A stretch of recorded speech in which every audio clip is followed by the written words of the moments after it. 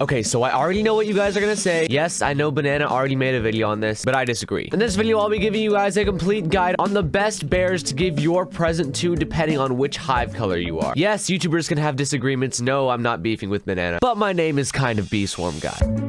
Alright, so there's 3 different hive colors, and depending on which one you are, you're gonna give your presents to different bears. And I guess we're first gonna start off with blue hive. And the first person that you should be giving a present to as a blue hive is Bucko Bee. Bucko Bee's snowman gives some blue flower field capacity, pine tree capacity, which is good because a lot of people macro in pine. It also just gives convert rate and straight up 15% bubble pollen, which is really good for any blue hive. Number 2 for blue hives is actually Robo Bear. Now, depending on which hive you are, honestly, it doesn't really matter. Robo Bear is one of the first people you should be giving a gift to anyway. You get the digital pet ornament, and this is straight up good for blue hives because it gives 10% capacity. It also gives 10% event bee pollen and 5% duped ability pollen. No matter who you are, this is just an overpowered ornament to have. So make sure this is number 2 for the blues. After that, number 3 should be the honey jar from Black Bear. This thing gives 5% honey per pollen, and then also gives convert rate and sunflower capacity. It's just straight up good, man. Number 4, however, is actually Stickbug. By giving Stickbug a present, you'll get the partridge and a Stickbug ornament, and this is amazing because, I mean, first of all, who doesn't love an extra 25% convert rate? But it also gives 5% gifted bee pollen, which, I mean, if you have a full gifted hive, it's just straight up OP,